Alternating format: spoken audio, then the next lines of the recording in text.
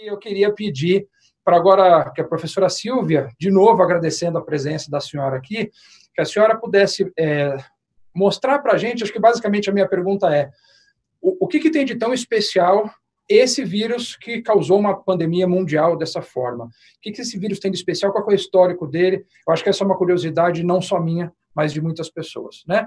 Professora, então, de novo, obrigado. E aí, o que esse vírus tem de especial? Bem, boa tarde a todos. Especial mesmo que nós podemos considerar nesse vírus é a transmissibilidade, a facilidade na sua transmissão. É um vírus novo para o qual os humanos não têm imunidade. Essa é a diferença fundamental, né? Vejamos o seguinte, que pensar numa pandemia significa pensar num vírus novo e uma população completamente desprovida de memória imunológica contra esse vírus. Então, há a possibilidade de todas as pessoas serem infectadas. Como bem disse o Reco, né, há muitas infecções virais que são assintomáticas. A maioria das infecções são assintomáticas. Muitas delas, como era o caso antes do próprio HIV, na verdade, existe um período de não apresentação dos sintomas, né, nas pessoas, que pode ser até de anos, né? Nesse caso desse novo coronavírus, ele tem algumas peculiaridades e está associado, então, a essa pandemia, né? Quer dizer, a distribuição, a possibilidade da doença em todo o mundo, né? Hoje nós temos mais de 170 países já contaminados, ou as pessoas desses países contaminadas pelo coronavírus. Essas pandemias, de alguma maneira, a virologia sempre espera que elas venham, né? Até um pouco em função também do que o Reco colocou, a capacidade de mutação dos vírus, né? E outros mecanismos de variação genética que os vírus podem ter, e nesse caso, no caso do coronavírus, as mutações não são tão importantes, porque, apesar de ele ser um vírus de RNA, e o Reco disse corretamente que os vírus de RNA sofrem mais mutações, e esse sofrer mais mutações está ligado a um processo de não correção do momento de leitura para fazer um novo RNA, né, por uma RNA polimerase, dependente de RNA, então, ocorrem erros, e a maioria desses erros não dá certo, não gera vírus infecciosos, o que a gente pode dizer que sabe-se Deus por quê, né? Não sabemos por quê, mas graças a Deus, sei lá. Mas, enfim, esse vírus, Reco, ele tem um sistema de correção. Então, ele chega a uma taxa de mutação muito próxima dos vírus do tipo DNA, né? Na casa de 10 a menos 5, 10 a menos 6, inserções aí por nucleotídeo. Então, o que acontece? Mas esse vírus veio de algum lugar. De quem que esse vírus veio? Esse vírus veio, quase com certeza, de morcegos. Por que morcegos? E por que na China? Tudo tem uma explicação. Primeiro, dos morcegos, porque os morcegos são hospedeiros, nós podemos dizer, reservatórios, quer dizer, que não apresentam sintomas na infecção por esses vírus, eles são hospedeiros de centenas de espécies ou de diferentes coronavírus. Os morcegos são os únicos mamíferos que voam. Então, eles têm uma capacidade de chegar até os humanos muito maior do que qualquer outro reservatório. Mas eles não são culpados disso. A culpa maior é de nós humanos adentrarmos nos hábitats desses animais. Essa é a importância. Nós vamos até eles, né? Nós invadimos o habitat desses animais. E na China, o que acontece? Na China, além dessa invasão, né, existem muitas populações que moram muito próximas das colônias desses morcegos. Então, elas estão próximas daquilo que poderia, então, trazer esses vírus para essas populações. Mas vejam que interessante, né? Quando um vírus infecta, chega até um novo hospedeiro, nós não podemos considerar que seja um tipo de vírus, principalmente pelo fato de eles serem vírus RNA. O que chega nessa outra espécie é uma nuvem de vírus com aqueles erros e acertos que eu comentei agora há pouco na questão do processo de replicação. Então, nós seremos infectados, ou esses novos e diferentes hospedeiros são infectados por essa nuvem de vírus. E, dentre essa nuvem de vírus, existirem vírus com capacidade de ter essa especificidade celular agora para esse novo hospedeiro ao qual se falou, nós podemos ter uma célula infectada por esse vírus, ou algumas células infectadas por esses vírus. Esses vírus, então, vão se multiplicar nessas células e vão se disseminar dentro desse novo hospedeiro. Então, esse vírus saiu de uma espécie, que era o morcego, e saltou para uma nova espécie, que é o homem, no caso do SARS-CoV-2. Saltou de espécie, né? No caso desse coronavírus, ele tem a possibilidade de, nos morcegos, infectar células com o mesmo receptor celular que nós temos em humanos. Então, ele pode, ao mesmo tempo, infectar o morcego e o homem. É diferente do HIV. O HIV, que também causou uma pandemia na década de 80 do século passado. Eu falo em século passado, mas isso ainda é recente, está dentro desses últimos 50 anos. Né? O HIV, quando ele saltou de um símio para os humanos, ele foi definitivo. Ele nunca mais, esse vírus vai conseguir infectar. Nunca mais não, né? Mas ele não infecta mais os símios, ok? Porque ele fez um salto de espécie, que agora ele é um novo vírus associado apenas a humanos. Esse coronavírus, infelizmente, não é assim. Ele continua infectando os morcegos. Porque na China, gente, a China é um país mais populoso da Terra. A China é um terço, o território deles é o terceiro maior território. Né? Eles têm muitas aglomerações, eles vivem aglomerados. Eles ainda têm muita convivência com animais silvestres. Eles têm o hábito de cultural, e nós temos que respeitar, mas aí depois eu posso discutir um pouco melhor isso. Nós temos que respeitar esses hábitos culturais deles imaginarem que os animais recém-abatidos são mais nutritivos.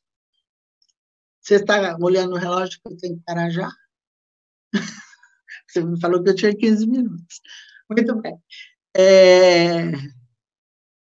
Então, esses são fatores que fazem com que haja essa interação, então, do ser humano com os animais silvestres, né? Então, a China é responsável, né, pela SARS-CoV, que é aquela infecção que nós tivemos em 2002, né, com uma mortalidade muito maior do que a atual, mas com o vírus de uma capacidade de disseminação menor, o controle inicial também foi maior, então, naquela ocasião, 30 países, pelo menos, reportaram casos de SARS-CoV, né? Mas foram 800 mil pessoas infectadas naquela ocasião e foram mais de 38 mil mortes também pelo SARS-CoV. A gripe de 1918, há quem diga que ela é da Espanha, mas parece que não é, poderia ser dos Estados Unidos, né? A própria outra pandemia recente de ebola que nós tivemos, não tem nada a ver com a China, mas também ela é decorrente de hábitos culturais, né? A gente tem todo que falar um pouco disso. A Zika, em 2015, aqui no Brasil, então, quando a gente quer, de alguma maneira, culpar os chineses por pandemias, nós temos que lembrar da epidemia da Zika, né? Foi o que aconteceu aqui no Brasil, então a gente tem que ter um pouco de cuidado com isso. Mas, enfim,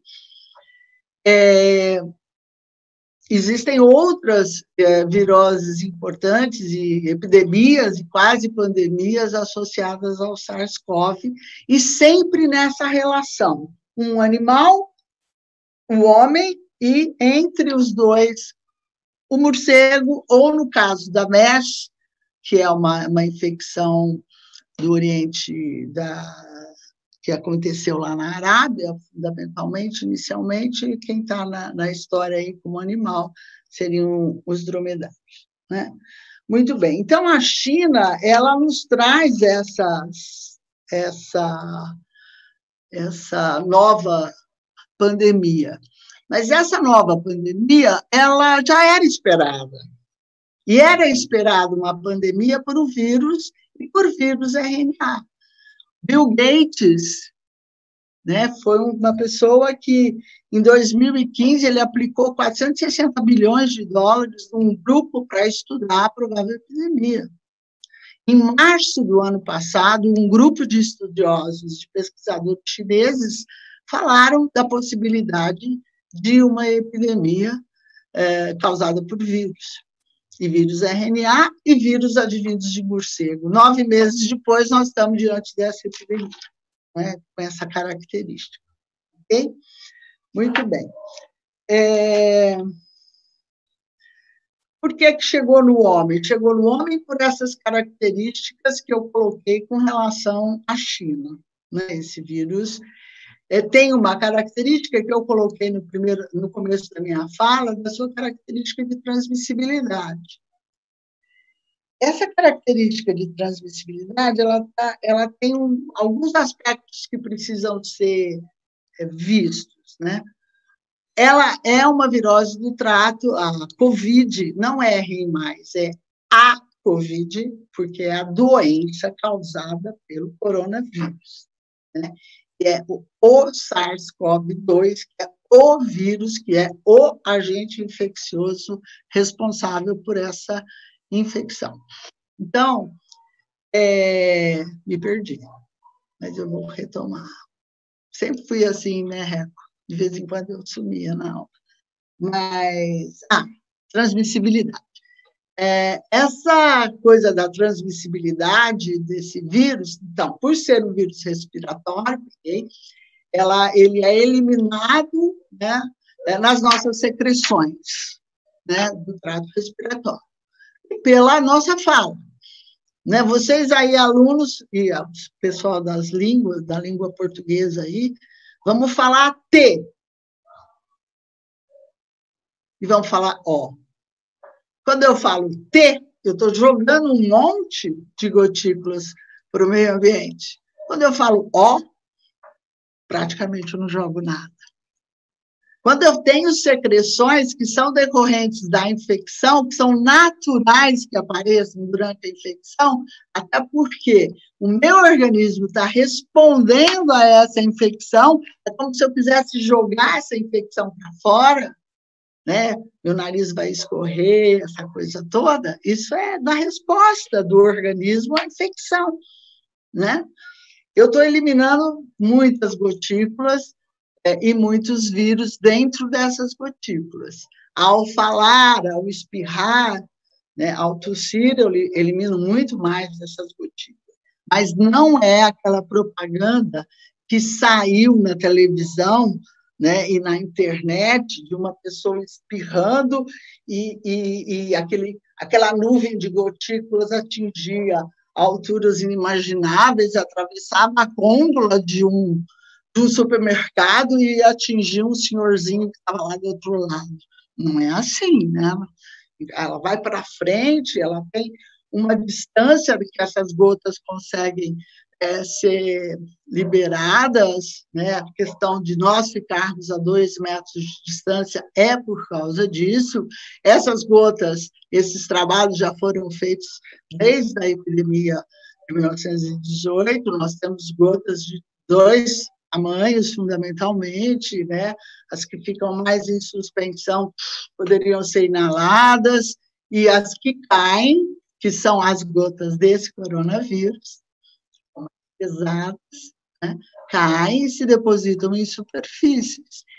E, como bem falou o Reco, né, esse vírus tem o envelope, ele não dá proteção ambiental ao vírus, né?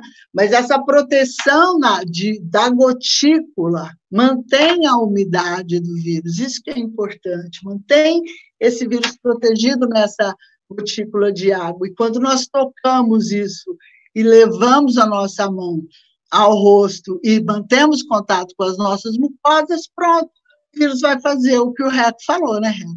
Vai achar a célula com o receptor, vai entrar nessa célula, vai ser replicado nessas células, vai atingir outras, e etc, etc, etc.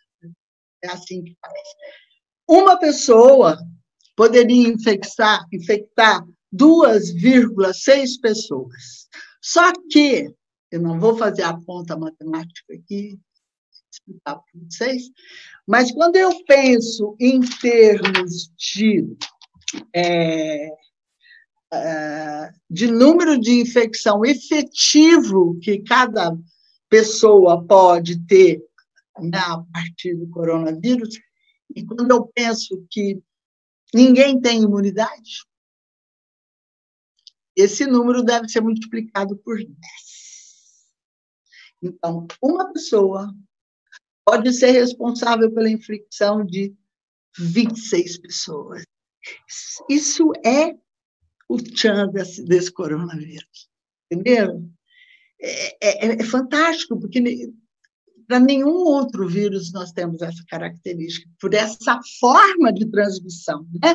Porque quando eu tenho, por exemplo, um HIV, que as pessoas também não têm imunidade, eu preciso de um contato íntimo entre as pessoas para que uma passe para a outra. No caso do SARS-CoV-2, eu simplesmente preciso que alguém fale T,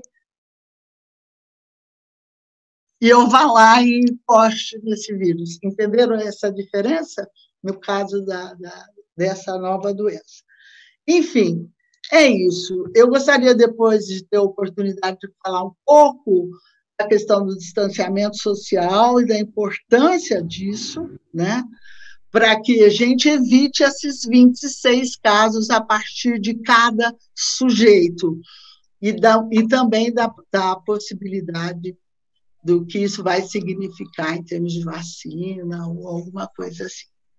De novo, muito obrigada. Eu queria dizer um oi daqui para o Júlio, né, que fez o convite para que eu participasse. É um prazer poder falar com jovens, né? Eu também, até recentemente, estava na sala de aula, falando com os meus alunos, né, lá na Unicamp, mas agora eu tenho essa oportunidade de atingir alguns. Espero que tenham aprendido alguma coisa. Um beijo para todos e eu responderei as questões que vierem. Com certeza, professora. Eu não sei vocês que estão aí em casa assistindo, mas para mim me dá uma sensação de segurança. Embora muitos dados a gente fique preocupado, e eu estou com medo de falar T em qualquer situação, mas eu acho que traz uma sensação gostosa da segurança da ciência, né? Saber que a ciência sabe o que está acontecendo, né? Isso é muito legal. E foi isso que o Fefel me falou quando a gente disse que a senhora ia falar, porque o Fefel falou disso, né? Do lance da ciência estar por trás disso tudo. Ô Fefel, você que foi aluno da professora Silvia Gatti, você poderia pelo menos agradecer a professora do seu jeito, porque você é um cara que sabe lidar com as palavras como poucos. E obrigado pela sua participação também, Fefel. E aí? Em primeiro lugar, professora Silvia, é um prazer enorme revê-la. Como disse, eu sou o seu aluno mais antigo que trabalha no Pandora, eu sou da turma 91, a turma do Jonas, como eu já te falei, né? O chileno, Jonas Schneiderman, que felizmente você falou que está com uma bela carreira de cientista também. E eu queria, em primeiro lugar, Silvia, te agradecer em meu nome por você e os professores da Unicamp, e tenho que falar que eu estou até emocionado nesse momento, terem inoculado em mim o, entre aspas, vírus da ciência e da docência. Nós temos um grande evento no Pandora, que é a nossa aula dica, e no final dela eu sempre digo que eu saí da Unicamp, mas a Unicamp nunca saiu de mim, e nunca sairá. E isso se deve à dedicação de vocês, à qualidade de vocês docentes, à estrutura da Unicamp. E eu sei que você sempre lutou na sua vida pela valorização dos professores. Você é uma grande professora, como acabou de demonstrar. E nós tivemos outros excelentes professores lá, como o professor Ângelo, por exemplo, Cortelazzo, com quem eu tenho uma relação mais próxima. Então, gostaria de te agradecer, em primeiro lugar, Silvia, pela sua participação na minha formação como biólogo e na minha formação como pessoa. Muito obrigado do fundo do meu coração. E, em segundo, te agradecer por essa participação espetacular, genial, na nossa live de hoje. Tá? Você elevou essa live a um nível que o Pandora jamais vai esquecer. Essa live entra para a história do Pandora com a sua participação. Então, em nome da família de Sangue Laranja, em nome da família Pandora, nós todos te agradecemos demais pela participação e esperamos que o Pandora seja um caminho, uma porta aberta para a divulgação científica, para que expoentes cientistas, como você sempre foi, cientistas consagrados como você é, possam, através do Pandora, levar a ciência até os nossos jovens, para que eles tenham a certeza absoluta de que fazer ciência nesse país é algo extremamente importante e extremamente gratificante. Muito obrigado, Silvia, do fundo do nosso coração. Um beijo grande, eu gostaria de estar aí para te dar um abraço, mas a gente deixa isso para uma outra oportunidade.